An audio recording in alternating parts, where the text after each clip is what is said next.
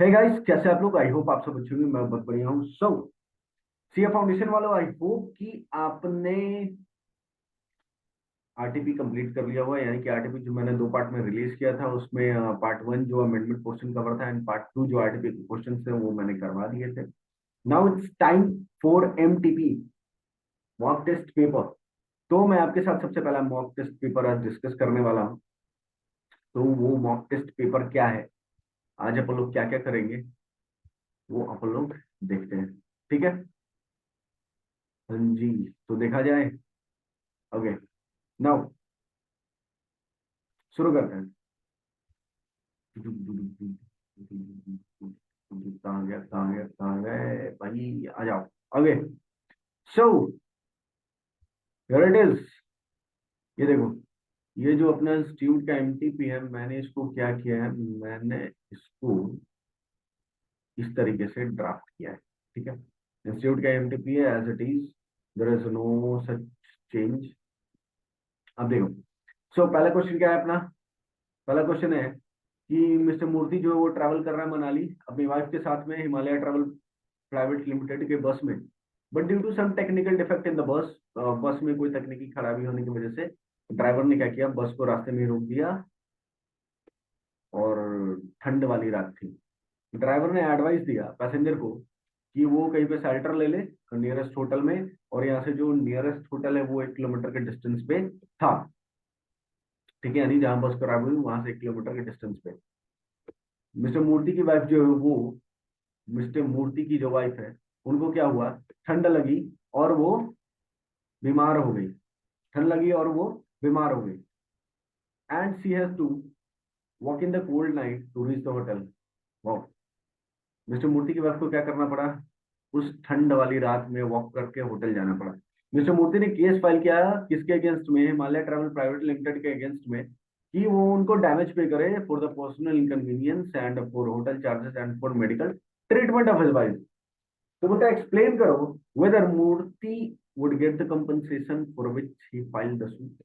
यानी कि मिस्टर मूर्ति ने जिस चीज के लिए सूट फाइल किया है, क्या उनको उस चीज के लिए कंपनसेशन मिलेगा? तो ये क्वेश्चन 4 मार्क का पूछा है एमटीपी में इंस्टीट्यूट ने। तो प्रोविजन क्या बोलता है? प्रोविजन बोलता है सेक्शन 73 का कि इंडियन कॉन्ट्रैक्ट एक्ट 1872 का सेक्शन 73 का प्रोविजन ये है, में प्रोविजन ये है कि अगर कोई कॉन्ट्रैक्ट ब्लॉक होता है, अगर कोई कॉन्ट्रैक्ट का ब्रीच होता है, तो कॉन्ट्रैक्ट अगर ब्रीच होगा तो पार्टी को तो भैया लॉस सफर करना पड़ेगा। हाँ जी, पार्टी को लॉस सफर करना पड़ेगा। तो जिस इंसान की वजह से वो ब्रीच हुआ है, उसको, उसके ऊपर कंपनसेशन के लिए सूट फाइल कर सकते हैं। हाँ जी, सूट फाइल कर सकते हैं। या जो लॉस हुआ उसके लिए सूट फाइल कर सकते हैं। हाँ जी, कर सकते हैं। तो देखो, when a contract has been broken, the party who suffer by such breach is entitled to receive compensation for any loss or damage caused by him। ठीक है। यानी कि जिस पार्टी की वजह से लॉस हुई या फिर जिस पार्टी की वजह से डैमेज हुआ, उसके अगेंस्ट में पार्टी को कंपनसेट करना पड़ेगा, जो पार्टी सफर किया। लेकिन ये जो है, लेकिन ये जो है आपका प्रोविजन है, वो नेचुरली अराइज होना चाहिए। यूजुअल कोर्स ऑफ थिंग्स में, यूजुअल कोर्स ऑफ बिजनेस में अराइज होना चाहिए। यानी कि ये जो ब्रीच है वो नेचुरल होना चाहिए। ठीक है।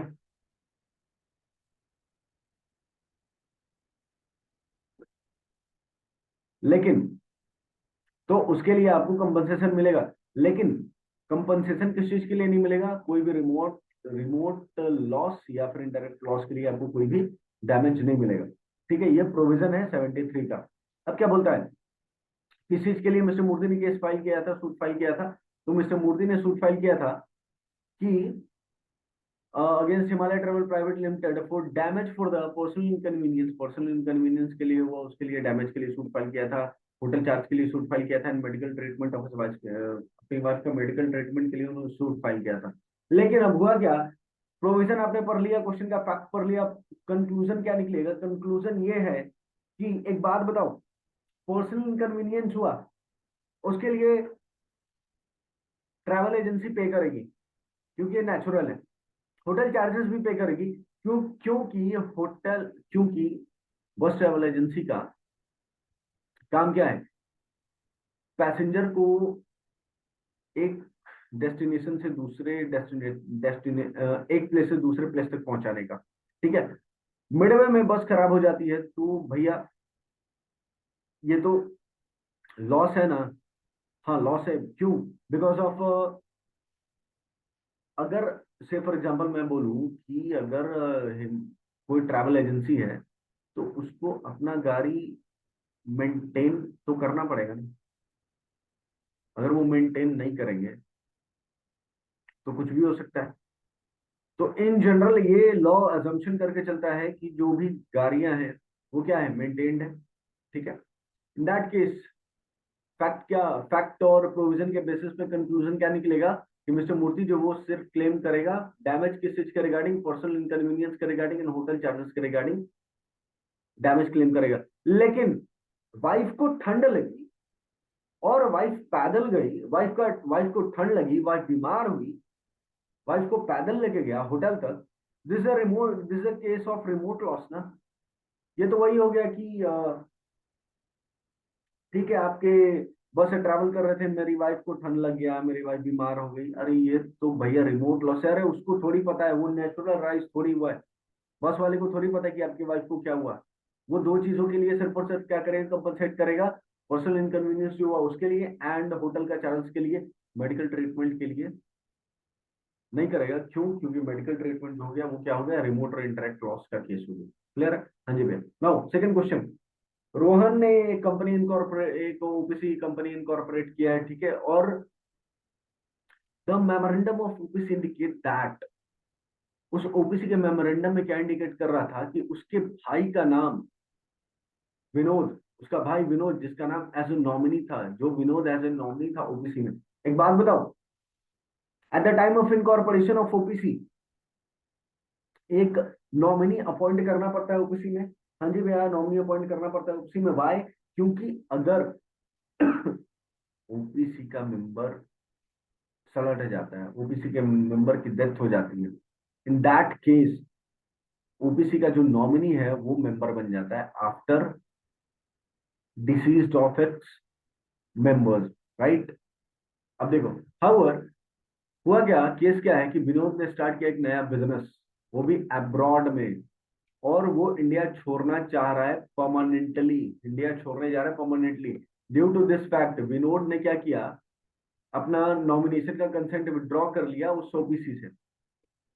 ठीक है, taking into the consideration of the provision of companies act 2013, answer क्या करना है, if it is mandatory to for Vinod to withdraw his nomination in the seat OBC. बोलता है कि क्या विनोद का नॉमिनेशन ओबीसी से विड्रॉ करना मैंडेटरी है। तो अगर मैं प्रोविजन आपको याद दिलाऊं कि ओबीसी का जो नॉमिनी होता है, ओबीसी के ओबीसी का जो नॉमिनी होता है, ओबीसी का नॉमिनी जो है वो नेचुरल पर्सन होना चाहिए। दूसरा, वो इंडियन सिटीजन होना चाहिए या रेसिडेंट होना चाहिए इंडिया का। ठीक है, क्या होना चाहिए, national person, Indian citizen and resident in India. ठीक है, और कम से कम 120 दिन वो इंडिया में होना चाहिए, कम से कम 120 दिन वो प्रीसीडिंग फाइनेंशियल ईयर में इंडिया में होना चाहिए, तभी जाके वो क्या बनेगा, तभी जाके वो बनेगा नॉमिनी। किसमें? ओबीसी में। ये प्रोविजन है किसका, ओबीसी के, ओबीसी में नॉमिनी के अपॉइंटमेंट का। इन that case in that case Vinod क्या किया, विनोद ने अपना कंसेंट विड्रॉ किया। क्यों? क्योंकि विनोद जा रहा था अपना नया बिजनेस शिफ्ट करने, सेटल करने अब्रॉड, और वो इंडिया परमानेंटली छोड़ रहा था। तो ऑब्वियसली विनोद को अपना कंसेंट विड्रॉ करना पड़ता। ठीक है, तो बोल रहा है कि क्या मैंडेटरी विनोद को अपना कंसेंट विड्रॉ करना, तो हाँ जी मैंडेटरी है विनोद को अपना कंसेंट विड्रॉ करना। क्यों? क्योंकि विनोद ने कंडीशन को सेटिस्फाई नहीं किया, क्योंकि विनोद अब आगे जाके कंडीशन सेटिस्फाई नहीं कर पाएगा, जिस वजह से उसको अपना नॉमिनेशन विड्रॉ करना पड़ेगा। ठीक है, दूसरा, रोहन का बेटा है 17 साल का और वो उसको नॉमिनी अपॉइंट करना चाहता है, is it possible to appoint a minor as a nominee? in OBC? No.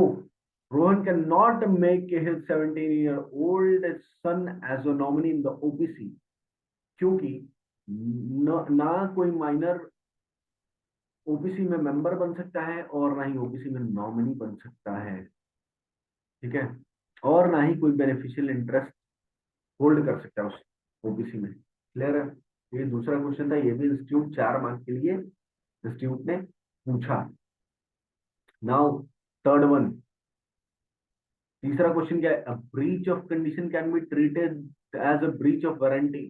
क्या ब्रीच ऑफ कंडीशन को as a breach of warranty treat कर सकते हैं? अपना क्वेश्चन ये है, बोलता है कि एक्सप्लेन करिए, ठीक है, रेलेवेंट प्रोविजन किसके? सेल ऑफ गुड एक्ट 1930 के। और ये भी क्वेश्चन 4 मार्क के लिए इंस्टीट्यूट ने एमटीक्यू में डाला था। तो एक बात बताओ,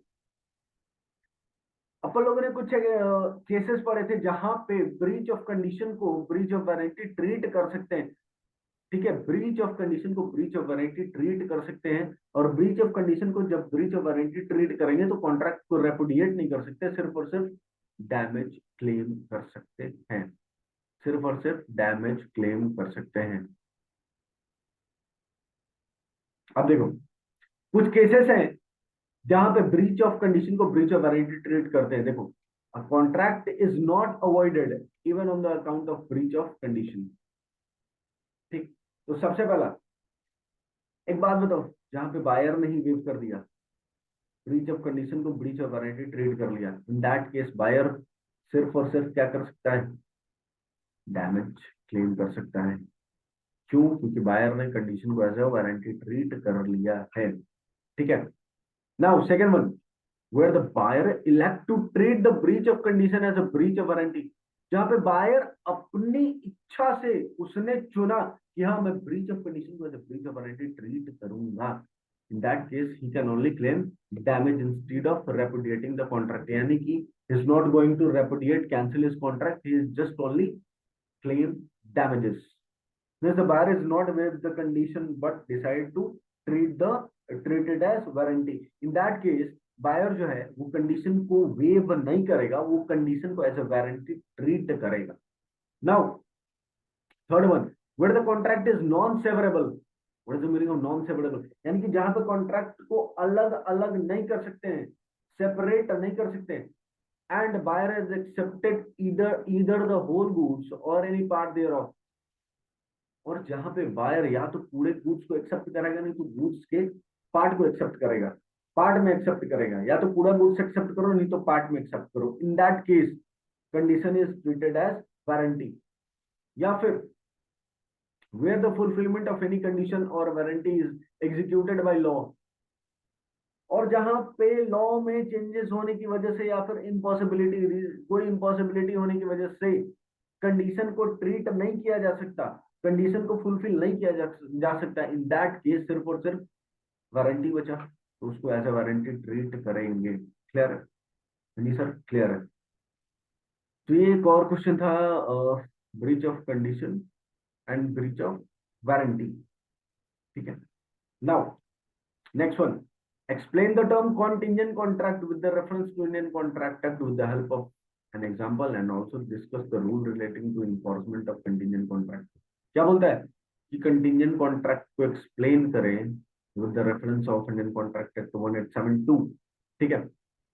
तो देखो, contingent contract क्या होता है? Contract to do or not to do something if some event collateral to such contract does or does not happen।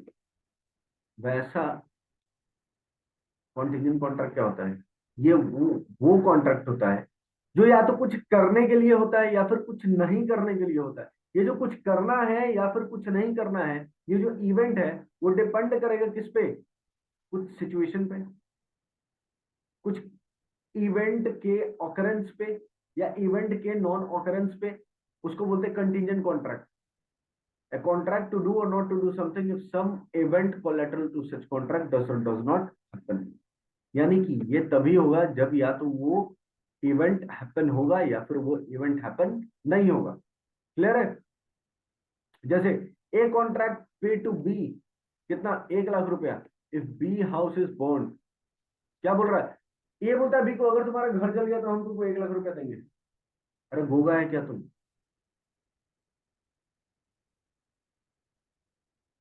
उसका घर जाएगा तब तुम 1 लाख रुपया दोगे, उसका घर नहीं जला तो 1 लाख रुपया नहीं दूंगा। तो ये क्या है? Contingent contract. यानी कि जब घर जलेगा, यानी कि इवेंट कहाँ, इवेंट यहाँ पे क्या है? घर का जलना। जब घर जलेगा तो बी देगा 1 लाख रुपया एक। क्लियर है? हाँ जी। अब देखो, रूल्स रिलेटिंग टू इन्फोर्समेंट, यानी कि ये कॉन्टिजेंट कॉन्ट्रैक्ट इन्फोर्स कब होगा, ये कॉन्टिजेंट कॉन्ट्रैक्ट जो है वो इन्फोर्स कब होगा। तो सबसे पहला पॉइंट है enforcement of contract contingent on an event happening. बोलता है कि अगर इवेंट हैपन हो जाए तो ये जो कॉन्टिजेंट कॉन्ट्रैक्ट है वो इन्फोर्स हो जाएगा। क्लियर? क्या बोल रहा है? Where a contract identifies happening of future contingent event, the contract can not be enforce until and unless the event happen। क्या बोला इसने? बहुत ही जबरदस्त बात कही है कि अगर कोई कॉन्ट्रैक्ट होता है किस चीज के लिए, कि फ्यूचर में यदि ये घटना घटी, यानी कि ये घटना के घटने के ऊपर बेस्ड है। Where a contract identifies happening of future event, the contract can not be enforce until and unless event happen. अरे एक बात बताओ, हमारा कॉन्ट्रैक्ट ही क्या है? किसी इवेंट के ऊपर डिपेंड है, कॉन्टिजेंट इवेंट के ऊपर डिपेंड है। तो जब तक वो कंटिजेंट इवेंट नहीं होता है तब तक ये कॉन्टिजेंट कॉन्ट्रैक्ट इनफोर्सेबल नहीं होगा। If the happening of event become impossible, तो contingent contract is void। सुनना, अगर इवेंट इम्पॉसिबल हो गया होना, अगर इवेंट इम्पॉसिबल हो गया होना, इन दैट केस वो कॉन्टिजेंट कॉन्ट्रैक्ट जो है वो क्या हो जाएगा? वॉइड हो जाएगा। कॉन्टिजेंट कॉन्ट्रैक्ट क्या हो जाएगा? वॉइड। ठीक है। Now second one, enforcement of contract contingent on an event not happening. क्या बोल रहा है यहां पे? किस चीज के रिगार्डिंग है? कि अगर वो चीज नहीं हुआ तो जाके कॉन्ट्रैक्ट इन्फोर्सेबल होगा। तो बोलता है where contingent contract is made contingent on non happening of an event, it can be enforced only when it happening become impossible।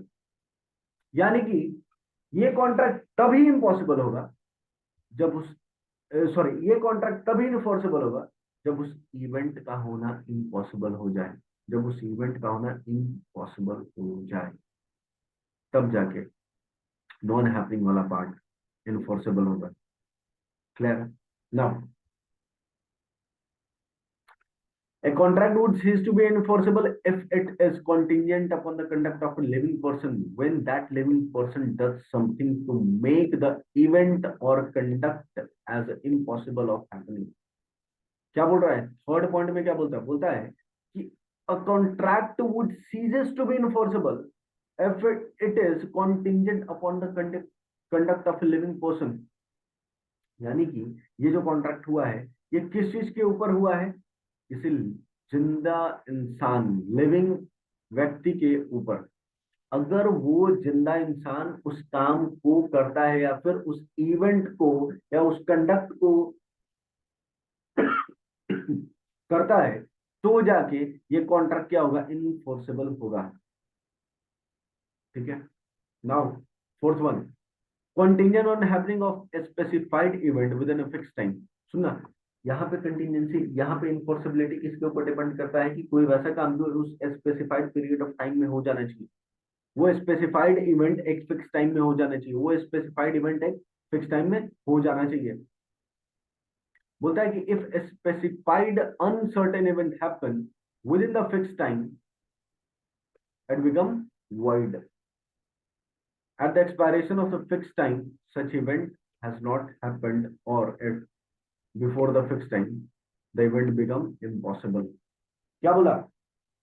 अगर उस फिक्स टाइम के दौरान अगर उस स्पेसिफाइड इवेंट को, उस स्पेसिफाइड इवेंट का होना उस एक फिक्स टाइम के दौरान हुआ है, तो जाके वो कॉन्ट्रैक्ट हैपन होगा, इन्फोर्सेबल होगा। अगर वो उस स्पेसिफाइड टाइम लिमिट के बाहर क्या हुआ है, हैपन हुआ है, तो ये क्या हो जाएगा, इनफोर्सेबल, सॉरी इम्पॉसिबल, ये क्या हो जाएगा, इम्पॉसिबल टू परफॉर्म, यानी ये वो हो जाएगा वॉइड। क्लियर है? हाँ जी। Now contingent on the event, specified event not happening with a fix time. सुनना, कंटिंजेंसी किस चीज के लिए है, कि वो जो स्पेसिफाइड इवेंट है वो फिक्स टाइम के ड्यूरेशन में ना हो, फिक्स टाइम के ड्यूरेशन में ना हो। तो क्या बोल रहा है, contingent contract to do or not to do anything if a specified uncertain event does और does not happen with in a fix time. बोलता है वो जो स्पेसिफाइड इवेंट है वो फिक्स टाइम के अंदर या तो हो या ना हो, फिक्स टाइम के अंदर हो, या क्या बोलता है, specified event does not happen with in fix time. अगर वो स्पेसिफाइड इवेंट जो है वो फिक्स टाइम के अंदर इन्फोर्स नहीं होता, may be enforce by the law when a time has been expired and such event has not happened or before the time fix has expired, it becomes certain that the event will not happen। तो मान लिया जाएगा कि वो घटना घटी ही नहीं, वो घटना घटी ही नहीं। Now contingent on an impossible event. अरे मैं इम्पॉसिबल इम्पॉसिबल इवेंट के लिए क्या कर रहा हूँ, कंटिंजेंसी दे रहा हूँ। मतलब वो चीज, जैसे आज आसमान से तारा गिरेगा, मतलब तुम्हारे घर वालों ने तारे जाके लगा रखे हैं आसमान में, जो कि तुम्हारे कहने पे गिरेगा। This is an impossible event. तो वो अगर इम्पॉसिबल इवेंट क्या होता है, नहीं होता, contingent agreement to do or not to do anything if an impossible event happen. अगर वो इम्पॉसिबल इवेंट हैपन हो जाए तो वो वर्ड हो जाएगा। whether impossibility of event is known or not to the parties to the agreement at the time when it is made। और वो impossibility अगर at the time of making of agreement party को पता है, ठीक है, तो जाके क्या होगा, enforceable। now next question, LLP gives the benefit of limited liability of a company on the one hand and the flexibility of a partnership on other hand। बोलता क्या है, एलएलपी क्या बेनिफिट देता है कि एक हाथ में इम्पॉसिबिलिटी ऑफ, एक हाथ में लिमिटेड लाइबिलिटी का कॉन्सेप्ट देता है, एक हाथ में लिमिटेड लाइबिलिटी का बेनिफिट देता है और दूसरे हाथ में क्या देता है, फ्लेक्सिबिलिटी ऑफ पार्टनर्स, यानी कि पार्टनर्स के जैसा फ्लेक्सिबिलिटी और कंपनी के जैसा लिमिटेड लाइबिलिटी। तो इसके बारे में क्या कहना है आपको, ये 5 मार्क का क्वेश्चन एमटीपी में आया है, इसके बारे में क्या कहेंगे। एक बात बताओ, ये जो आपका एलएलपी है उसमें पार्टनर्स की लायबिलिटी लिमिटेड होती है ना। हाँ जी, लिमिटेड होती है, and it is limited to their agreed contribution in the LLP. कहां तक, सॉरी, हाँ, मैं ये बोल रहा था, ये जो एलएलपी है, एलएलपी में लायबिलिटी लिमिटेड होती है पार्टनर की, कहां तक, जिस अमाउंट के लिए उन्होंने क्या, जिस अमाउंट को कंट्रीब्यूट के लिए करने के लिए उन्होंने क्या किया था, प्रॉमिस किया था, बस वहीं तक। लेकिन एलएलपी जो है वो लायबल होगा, वो अपने फुल एक्सटेंट ऑफ एसेट, यानी कि एलएलपी का सब कुछ के ऊपर लाइबिलिटी, यानी एलएलपी की लाइबिलिटी अनलिमिटेड होगी लेकिन पार्टनर्स की लाइबिलिटी लिमिटेड होगी। क्लियर है? हाँ जी। नाउ ये पहला क्वेश्चन था, और दूसरा क्वेश्चन क्या था, पार्टनरशिप जैसी फ्लेक्सिबिलिटी है। हाँ, पार्टनरशिप जैसी फ्लेक्सिबिलिटी है, कैसे, because there is a structure as a partnership deed on a mutually arrived agreement। The LLP form enable entrepreneur, professional and enterprise providing service of any kind or engage in a scientific or a technical disciplines to form commercially efficient vehicle suitable for their requirement. Otherwise, owing to flexibility in the structure of operation, LLP is suitable vehicle for the small enterprise and for investment by the ventures capital.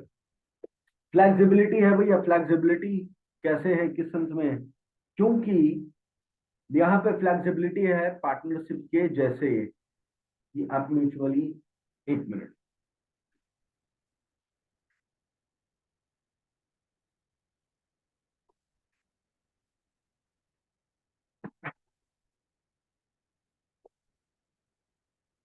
अब क्या करो, partnership का भी benefit उठाओ LLP में। Clear है? हाँ जी सर, क्लियर है।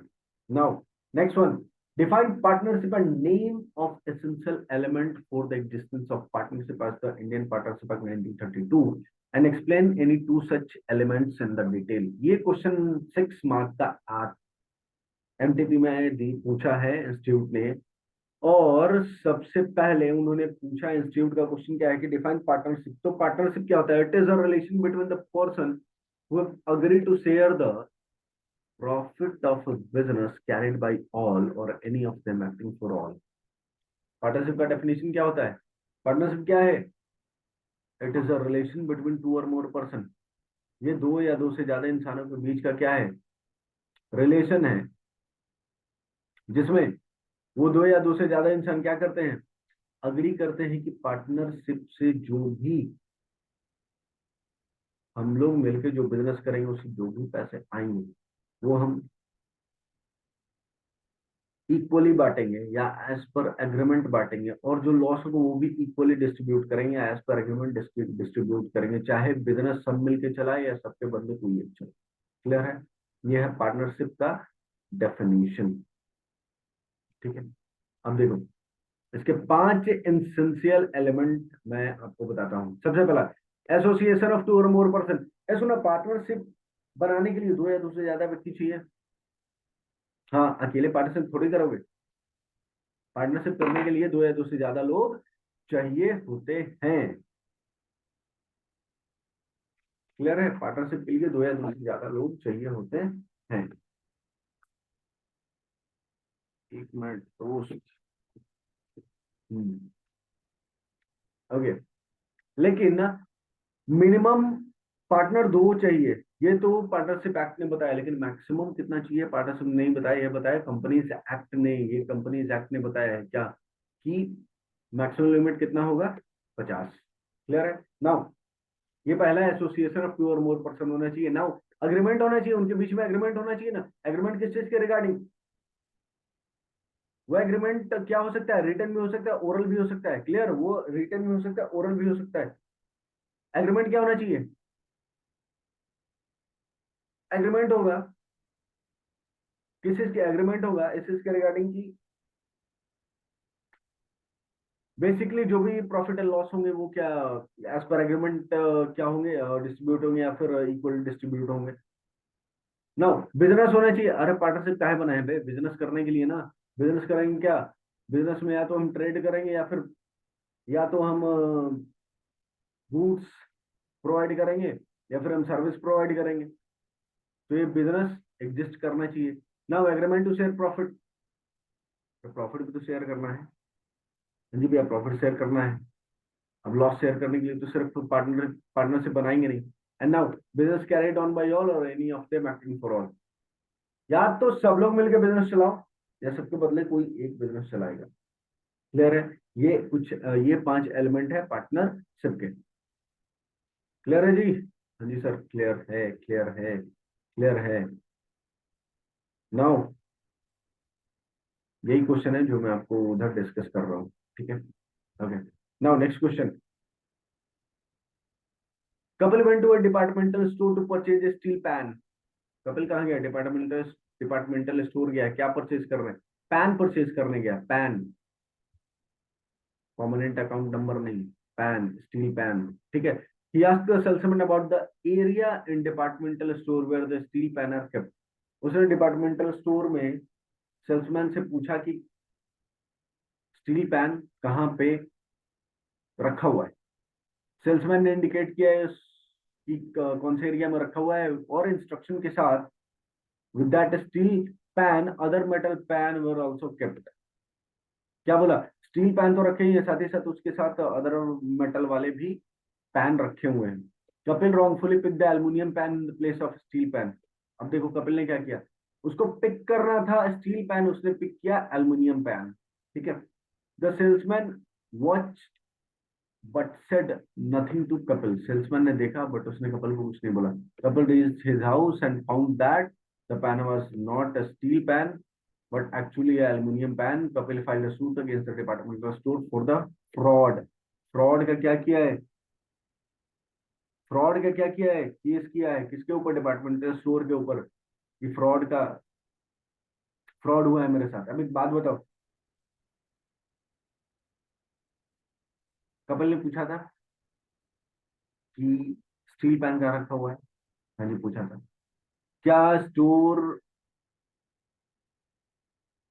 क्या सेल्समैन ने बताया था कि हाँ पैन कहाँ रखा है। साथ ही साथ उसने क्या बोला था कि वहां पे स्टील पैन के साथ ही, वहां पे स्टील पैन के साथ और भी पैन रखे हुए हैं। क्लियर है। ओके, यहाँ तक गुड। हाँ यहाँ तक सही है भैया। नाउ फ्रॉड का डेफिनेशन क्या है, according to fraud, according to this section, fraud means and includes any of the following act committed by a party to a contract. Fraud में देखो क्या क्या आता है, the suggestion as a fact of that which is not true. एक बात बताओ,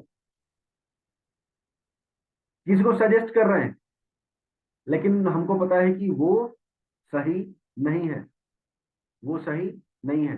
now active कॉन्सिलमेंट, जानबूझ के छिपा लेना फैक्ट को, प्रॉमिस करना without any intention of performing.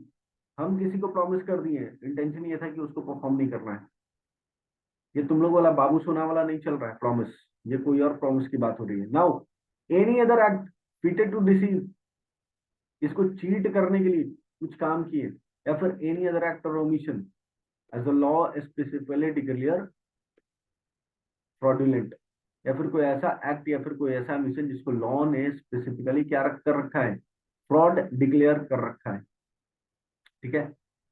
It was also explain that mere silence is not fraud, चुप रहना फ्रॉड नहीं माना जाता। Silence is amount to fraud where there is a duty to speak and where the silence is equivalent to speech। देखो silent का fraud माना जाता है जहां पे पार्टी का ड्यूटी था कि उसको बोलना चाहिए था, इन दैट केस उसको फ्रॉड मानेंगे। या फिर जहां पे बोलना चाहिए लेकिन सामने वाले पार्टी ने नहीं बोला और उसके नहीं बोलना बोलने के बराबर था। ठीक है। इन that case on the basis of provision of 17 the fact given above, it was not the duty of salesman to inform Mr. Kapil about his mistake. Hence, it was not a fraud. Kapil was not entitled to file a suit for a fraud. ठीक है। यानी कि कपिल को सबसे पहली चीज fraud का case करने का भी राइट नहीं था, वो तो कंपनसेशन मांग रहा है। क्लियर है। हाँ जी। Now the next one is discuss the right of unfit seller against the buyer. Unpaid seller का क्या राइट होता है बायर के अगेंस्ट में। तो अनपेड सेलर का सबसे पहला राइट क्या होता है, sale suit for price, suit for price. Where under the contract of sale the property in the goods has passed to the buyer and the buyer wrongfully neglect or refuse to pay for the goods according to the terms of the contract, the seller may sue him for the price of the goods।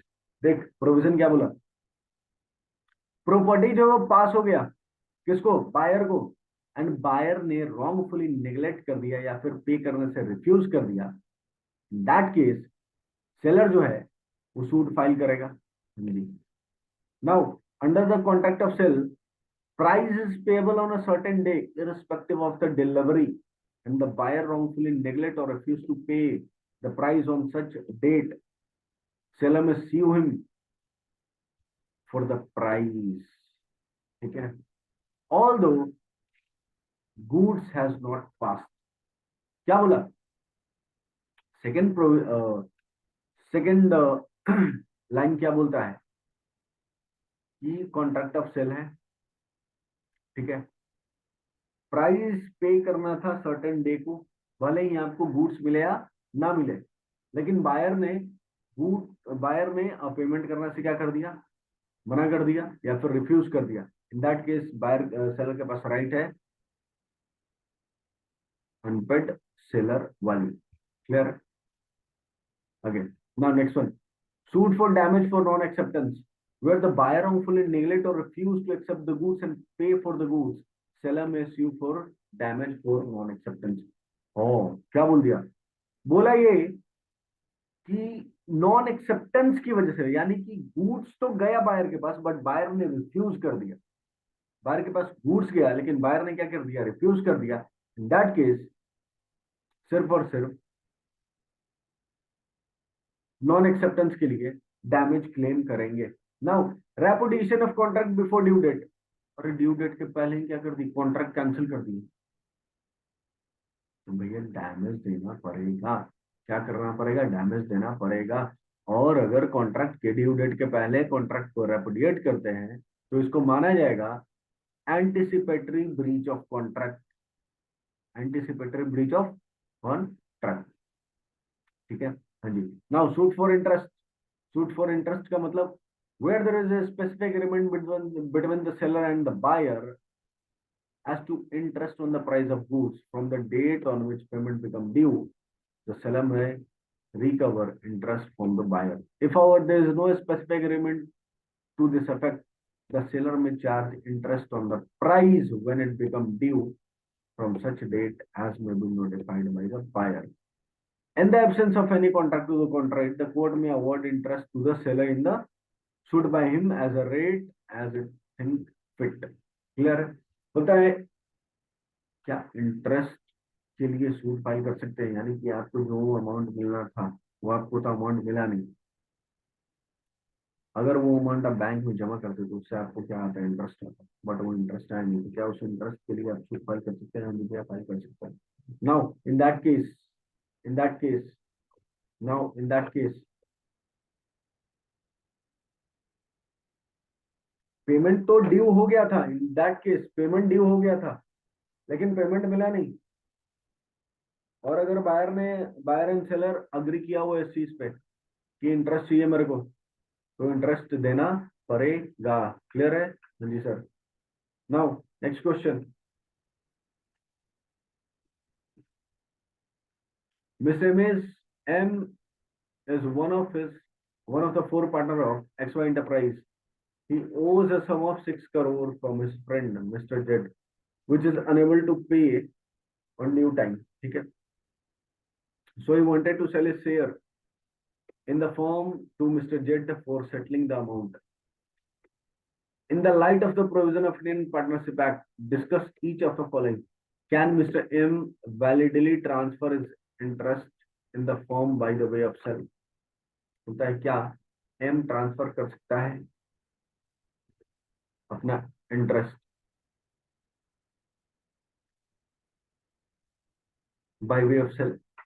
तो अब देखो क्या बोलता है, a transfer by a partner of his interest in the firm, either absolute or by mortgage or by any sort creation by him for him of a charge on such interest, does not entitled to transfer during the continuation of the firm, to interfere with the conduct of the business, or to require accounts, or to inspect the book of the firm, but entitled to transfer only to receive the share of the profit of the transferring partner, and transferee shall accept the amount of profit agreed to by the partner. क्या बोला कि interest transfer कर सकते हैं, लेकिन सिर्फ और सिर्फ किस चीज के लिए, सिर्फ और सिर्फ आप उसमें अपने पैसे तक के लिए मतलब रखना होगा, यानी कि पार्टनर तो रहेगा, ये जिसने सिर्फ शेयर ट्रांसफर किया है, लेकिन पार्टनर वो रहेगा उस फर्म का।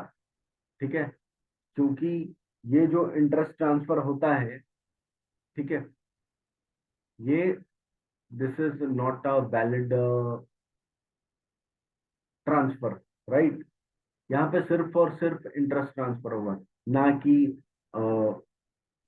बिजनेस के कंडक्ट में वो पार्टिसिपेट करेगा, जिसको ट्रांसफर हो उसको, या फिर वो बुक्स ऑफ अकाउंट्स देखने के लिए मंगा सकता है। Clear? If the form is dissolve, and now what would be the right of the transfer, yani Mr. Judge, in the case of Mr. A want to retire from the firm after a period of 6 months, यानी कि अब जज क्या करेगा? अब जज के पास क्या राइट है, क्योंकि 6 महीने के बाद कौन रिटायर हो रहा है? Mister M. तो अब क्या करेंगे? If the firm is dissolved or if the transferring partner ceases to be a partner, transferee is entitled as against the remaining partner to receive the share of the asset of the firm to which the transferring partner is entitled, and for the purpose of the ascertainment, or for the purpose of ascertaining that share to the account from the date of the resolution. But in the case of the fact, yes, Mr. M can validly transfer his interest, transfer his interest in the firm by way of self. On the retirement of transferring partner, the transferee will be entitled against the remaining partner, okay, to receive the share of the asset of the firm which the transferring partner was entitled for the purpose of ascertaining the share. Clear? Is entitled to an account as from the date of dissolution. So in case Mr. M retire, Mr. Z would entitled to receive the value of Mr. M. दूसरा question में क्या है कि M retire कर जाता है, तो क्या एम को जो भी रिसीव करना होगा फॉर्म से, क्या वो जेड रिसीव रिकवर कर सकता है? हाँ जी, कर सकता है।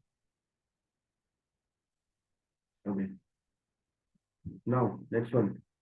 Sohan is a trader in selling of wheat. Vinod comes to his shop and asks Sohan to show him some good quantity wheat. Vinod is satisfied with the best quality of wheat. Sohan agreed to sell 100 bag of wheat to Vinod on 10 June 2021. The delivery of wheat and payment was to be made in the next 3 months by 10 September by Vinod, यानी कि 10 तारीख को सामान जाएगा और 10 जून का सामान जाएगा और 10 सितंबर को पैसे आएंगे। Before the goods are delivered to Vinod, Sohan get another consumer, Vikas, in his shop, who is ready to pay higher price for the wheat. Sohan sell the goods to Vinod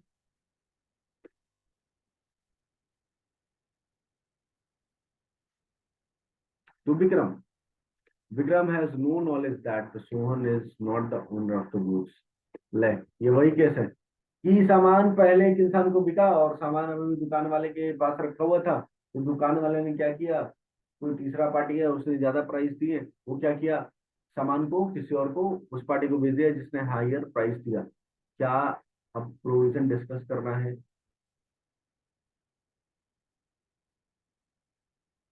ठीक है, now अब देखो, the sale of good act specify the rule, no man can sell the goods and no and give a good title unless he has not the owner of the goods, यानी कि nemo det quod non habet एक Latin phrase है जिसका मतलब होता है no one can give a good title than other, यानी कि जो मालिक होगा वही तो बड़े बेटर टाइटल दे सकता है उस गुड्स के रिगार्डिंग, कोई थर्ड पार्टी तो उस गुड्स के रिगार्डिंग बेटर टाइटल देगा नहीं।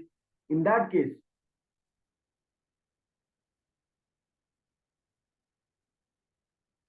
कुछ केसेस है जहां पे ये सेल वैलिड होगा,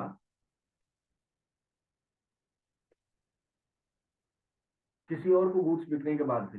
बोलता है seller has possessed the goods after resale, after the sale, seller के पास गुड्स अभी भी पड़ा हुआ है बेचने के बाद, with the consent of the other party, दूसरे पार्टी के कंसेंट से। Then the seller sell the goods to the new buyer, sell ने क्या किया, दूसरे नए बायर को बेच दिया। The new buyer act in good faith, नया बायर जो है वो गुड फेथ में उस सामान को लिया। The buyer has no knowledge that the seller has no authority to sell, यानी कि बायर को ये भी नॉलेज नहीं था कि सेलर के पास अथॉरिटी नहीं है सेल करने का। इन दैट केस क्या होगा,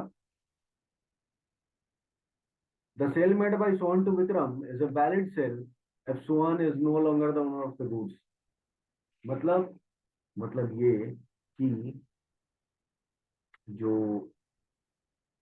सोहन है, सोहन ने गुड फेथ में गुड्स लिया किससे? विक्रम से। सोहन ने गुड फेथ में, सॉरी, सोहन जो है वो ट्रेडर था, विनोद जो है वो बायर था। तो विक्रम ने सोहन से गुड फेथ में गुड्स को परचेज किया, ये सोच के कि goods is lying with the owner, that is Sohan. Clear है? हाँ जी sir. Now next one.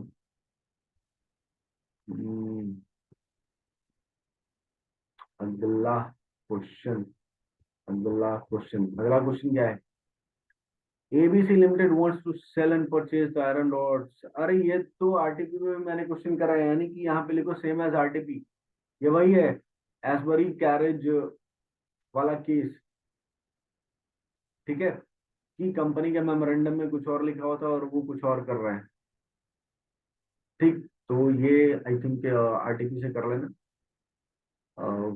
I don't think कि मैं इसके लिए और कुछ बताऊं। Now next one is, what do you mean by supervening impossibility as per the Indian Contract Act 72 with the help of an example? Okay, what is the effect of such impossibility? देखिए, section 56 क्या बोलता है Indian contract act का? The impossibility of performance में B of to type. ये जो impossibility है ये दो तरीके का होता है। इम्पॉसिबिलिटी दो तरीके का होता है, पहला इनिशियल इम्पॉसिबिलिटी और दूसरा सब्सिक्वेंट इम्पॉसिबिलिटी। यानी कि पहला इनिशियल, यानी कि कॉन्ट्रैक्ट करने के टाइम ही पता था हमको कि भाई इस काम को परफॉर्म करना पॉसिबल नहीं है। ठीक है, सब्सिक्वेंट इम्पॉसिबिलिटी को सुपरवेनिंग इम्पॉसिबिलिटी भी बोलते हैं। Become impossible after entering into a contract, यानी कि कॉन्ट्रैक्ट में इंटर होने के बाद में जो चीजें इम्पॉसिबल हो जाए उसको बोलते हैं सब्सिक्वेंट इम्पॉसिबिलिटी या फिर supervening impossibility. when the performance of promise become impossible or illegal by occurrence of any expected event or change in the circumstances beyond the contemplation of the party, the contract being become void। जैसे law में ही change हो जाए, contract करने के बाद law में change हो जाए, क्या करे भैया, लॉ में चेंज हो गया, कॉन्ट्रैक्ट वर्ड हो गया। ठीक है, but subsequently some event happen which render the performance impossible or unlawful, such impossibility is called, वही बोल रहा है subsequent बोलते हैं यहाँ पर वो। ठीक है, तो इनिशियल इम्पॉसिबिलिटी तो पता है भाई कि वो शुरू से ही क्या है, इम्पॉसिबल है। सब्सिक्वेंट जो कॉन्ट्रैक्ट करने के बाद होता है। क्लियर है? हाँ जी sir. Now next question, subject to the agreement by partners, state the rule that should be observed by the partner in settling the account of a firm after dissolution।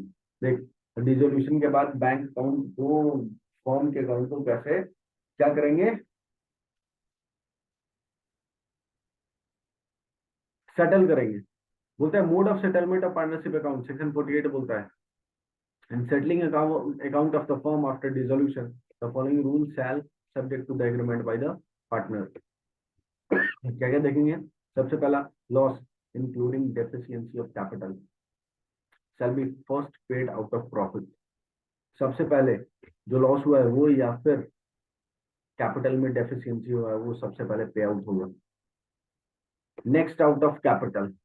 ठीक है, and lastly if necessary by the partners individually in the proportion in which they were entitled to share profit.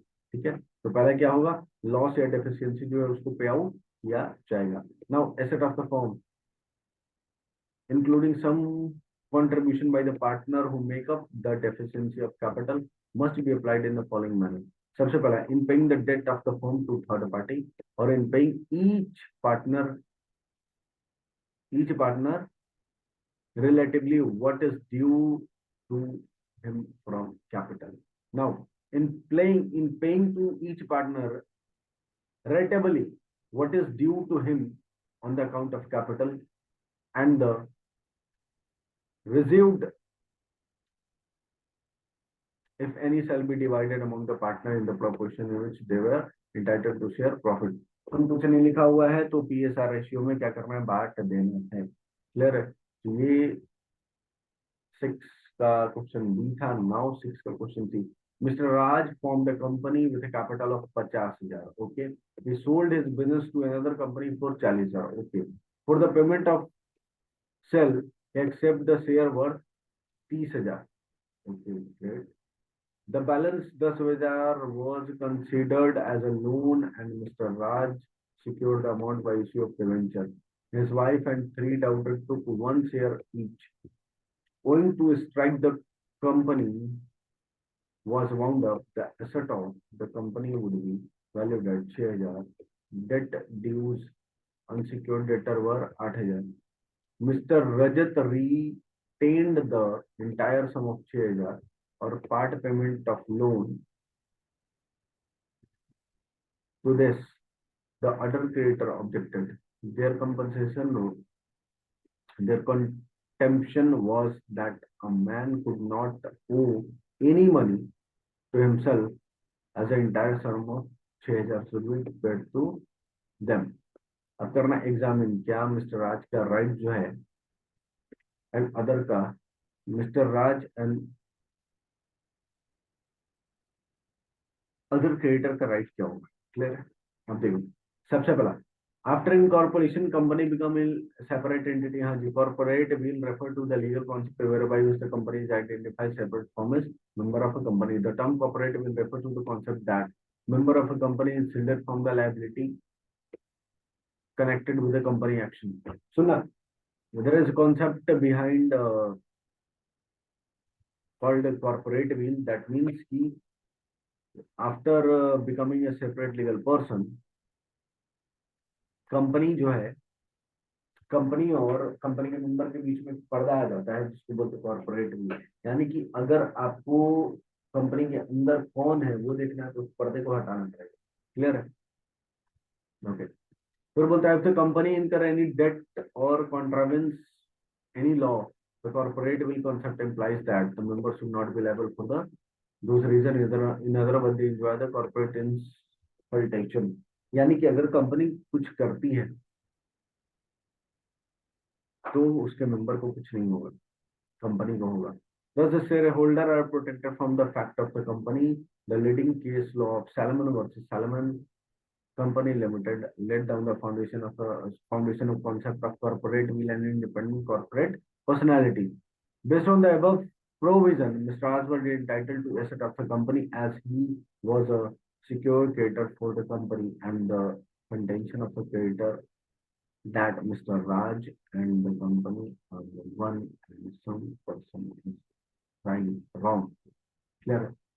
तो आज के लिए ये हमारा MTP का first MTP खत्म हो गया. नेक्स्ट एमटीपी मैं करवा दूंगा नेक्स्ट लेक्चर में. तब तक के लिए टाटा बाय बाय.